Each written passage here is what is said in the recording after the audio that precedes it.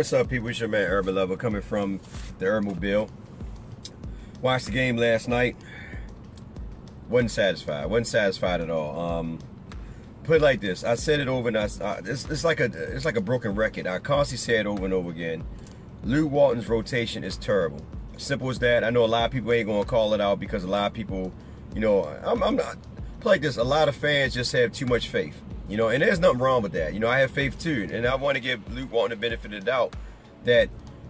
And here's my thing. I gotta go against my once beloved idol. I gotta go against him, and what I mean by that, I go against Magic Johnson.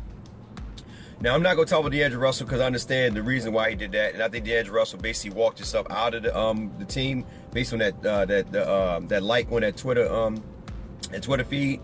So it made more sense, and also to get real Moscow contract. I'm not thinking about D'Angelo. I'm not talking about him.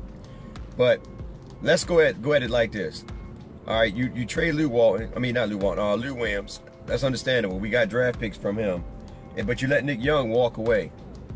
So then you go grab Lonzo Ball, and if you actually would see, this is the problem. I think that, and I ain't gonna say the scouts, but I think the front office didn't do their due diligence, as in looking at his history, you know, when he was at UCLA, seeing how the point guard that was there before him moved to the shooting guard spot, because he actually feed off the other guy that could bring the ball down as well to set him up for shots too. And the thing is, you know, that's the reason why I was thinking at the beginning of the time that they're going to keep let D'Angelo run in the backcourt, but I guess that never happened. Now, I understand Luke Walton. You know what I mean? My thing with Magic Johnson right there is this: you didn't give him no shooters. So you don't give him no shooters. The only pure shooter that we really have on the team, to be honest with you, is probably Kuzma and Caruso. Now Caruso, he's probably, you know, and Caruso's a spot-up shooter. He can hit the shots. And that's why I was thinking Caruso's going to get more playing time, you know. But, you know, Hart is playing good defense. But see, here it is, it's this. You know, you choose defense over offense, which is nothing wrong on it, but you got to have some type of balance in between there. You can't play defense and there's no offense, you know, demonstrated within both units. Now, so you don't re-sign Nick Young. Nick Young probably would have benefited a lot off of Ball.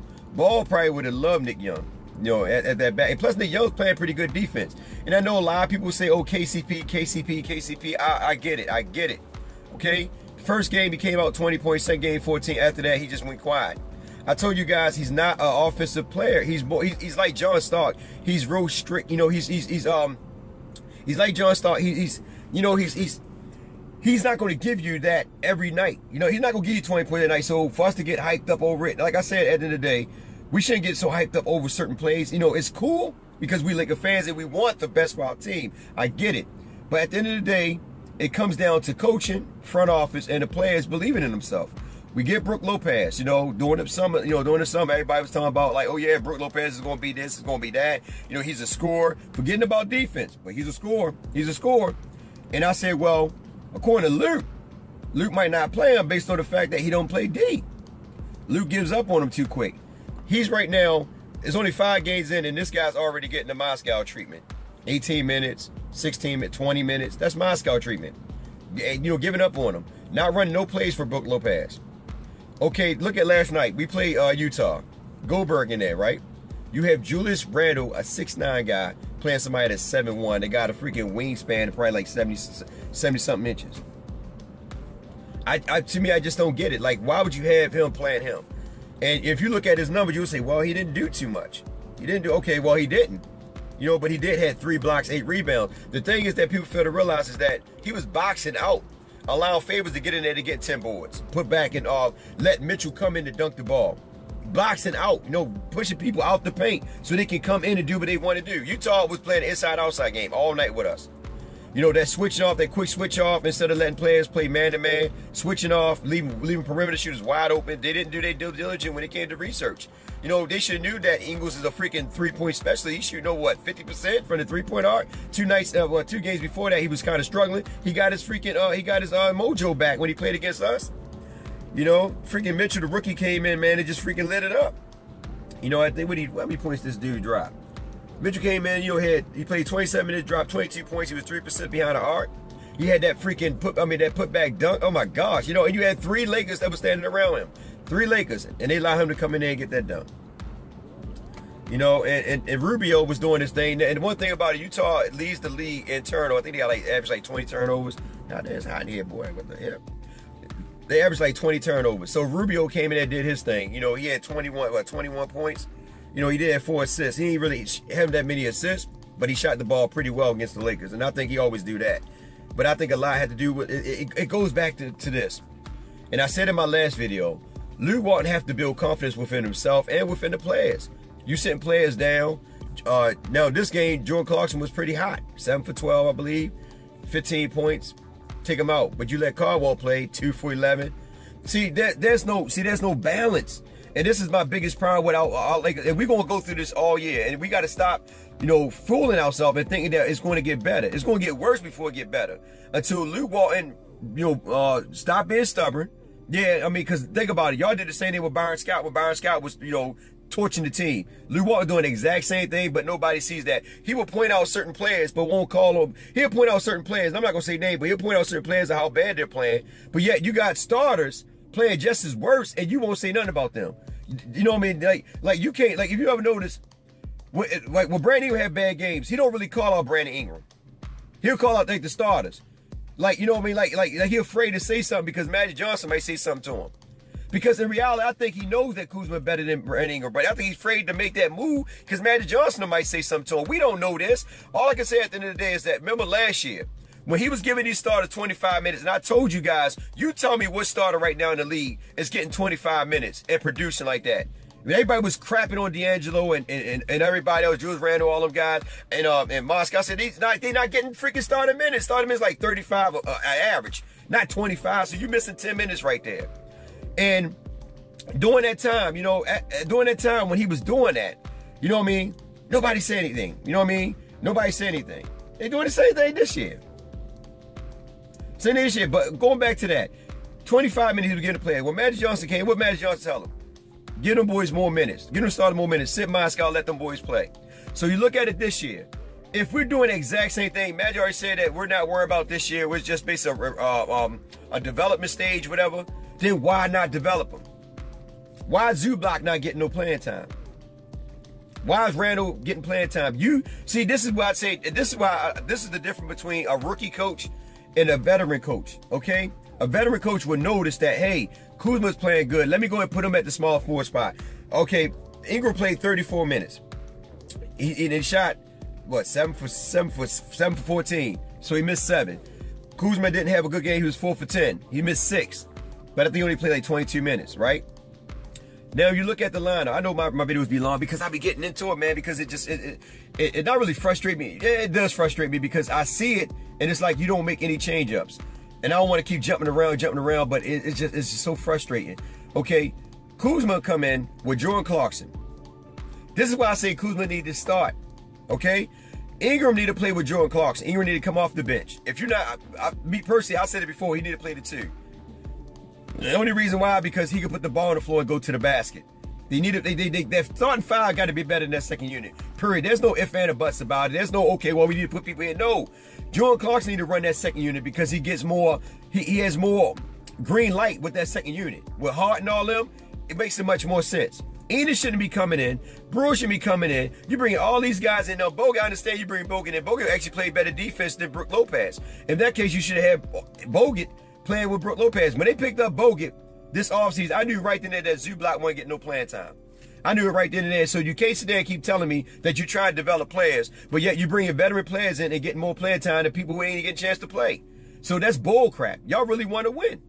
I'm not buying into the bull crap logic. You really want to win because if you didn't, these young players will get more playing time.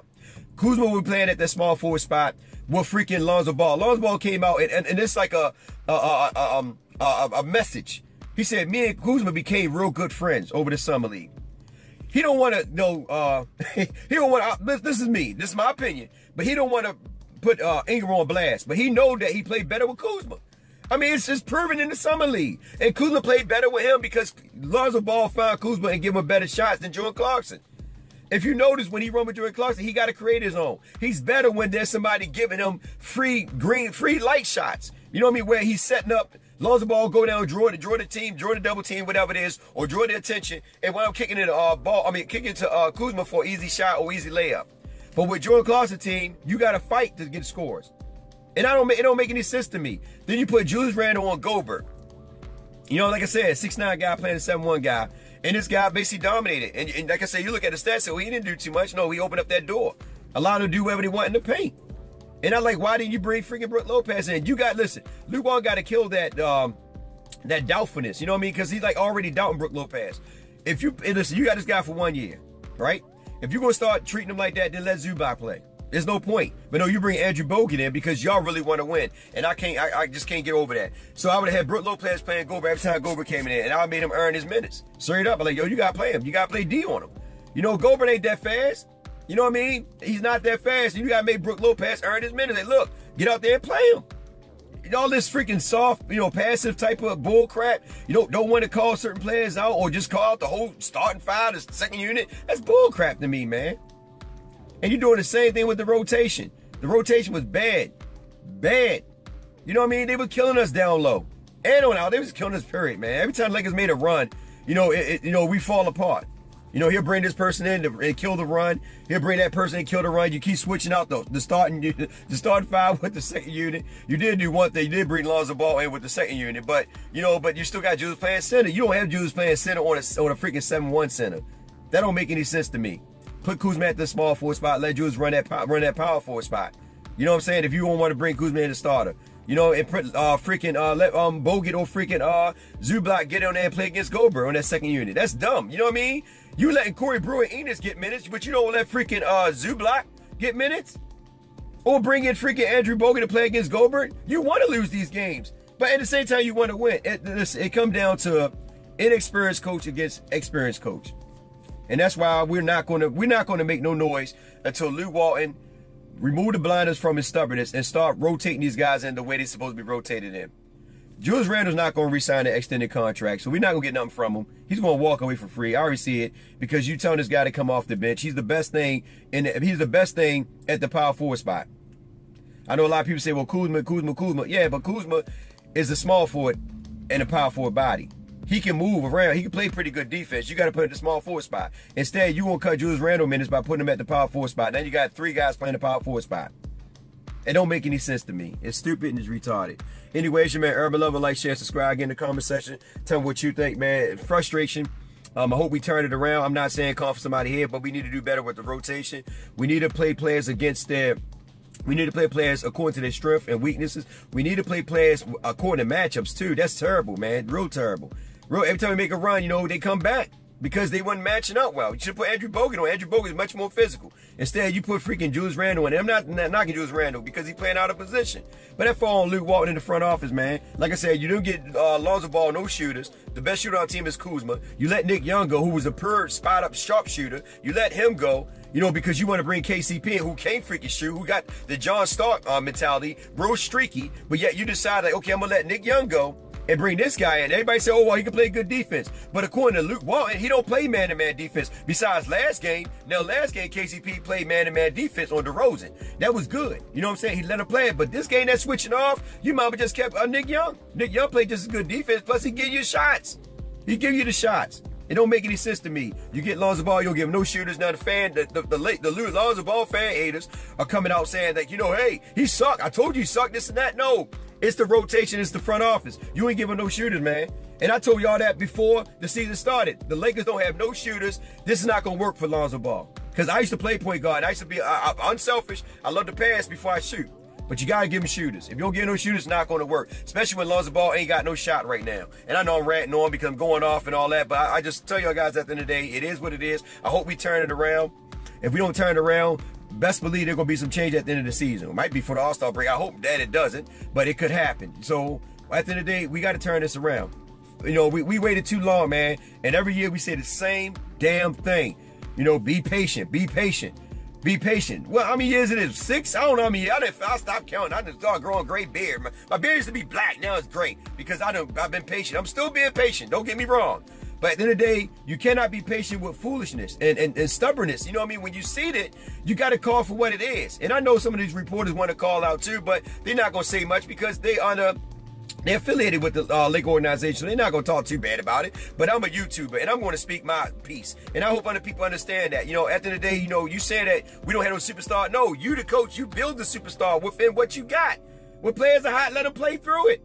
You know what I mean? And players struggling, let them play to it too. I mean, you can go both ways with it. But you got enough players on that team. Like if somebody ain't hot, you can sit them down and play somebody else. Simple put. You don't have to continue playing that player if they struggling. Sit them down, let somebody else come in. KCP struggling, let Jordan Clarkson roll. That's how you can do it, man. You know what I mean? Brandon Ingram and Kuzma, Brandon Ingram doing good. All right, put them at the 2 if you want to. Let them back these young guys up. There's so much things that you could do with this team, but you're not utilizing their full potential. I would have put Brandon Ingram at freaking shooting guard. The take away all that shot perimeter because he got long arms and he'll disrupt the jump shooters. But no, we decided, you know, help out down low because we do the same thing last year. You know, the interior defense is terrible, you know, because we got Julius Randle playing down there. Brook Lopez don't play down there. So we got to go down and help crash the boards, help out. We leave perimeter shooters wide open. Same logic we did last year. There's nothing new, no effectiveness. Everybody knows Luke Walton's system. I don't think Luke Walton even know how to use Brook Lopez. I'm just being honest. I'm being real. I mean, his offense is basically motion Golden State offense. And that's basically moving the ball around. We barely even moving the ball around. You got KCP bringing the ball down, making turnovers, making dumb plays when he should have gave the ball up the ball. You know, instead he wanted to bring the ball down like he's Kobe. It's not working. You know, the guy, he's creating shots for himself. He's not an offensive shot shooter like that, and we're allowing this to happen. You know, but yet we talk about Jordan Clarkson, but we don't see nothing about KCP. See the foolishness in that? That's hypocrisy. You know what I mean? You got to talk about all of them. That's the reason why at the end of the day you can't just, you got to love the team, not just the players. You know what I'm saying? Because that way you can talk about all of them. At the end of the day, they looked at bad, man. They looked at bad, and we need to make some changes. Straight up, we need to make some changes within the rotation. I'm not talking about getting rid of players. I say changes within the rotation. We need to do according to matchup. This video already 16 minutes long. I got to cut it, guys. I'm getting frustrated. Listen, y'all have a blessed day. Enjoy yourself. I hope we do better next game. That's all I can say. Y'all get in the comment section, tell me what you think. You know, let's look. We Laker fans. We can talk about this. We all have our opinion, but we got to speak on these things. You know what I mean? If we want the Lakers to get better, we got to start voicing our opinion, getting on Twitter, letting Luke Walton have it, letting Magic Johnson have it. We got to do something, guys. I know it's still early in the season, but why do we have to wait to almost towards the end of the season to decide on, okay, now we suck and all that? No, we can make changes now, and it's basically the rotation. That's all it is. It's all it is, man. It's just the rotation. The rotation matchups. And I told you that goes down to coaching. It goes down to coaching. You're killing the players' confidence. Players get hot. You sit them down in order to let everybody else play. This ain't NBA 2K. You don't let the whole freaking squad play. You tell me right now what team is rotating out 7 guys off the bench. Come on, man. Most benches go like 4 deep, if that.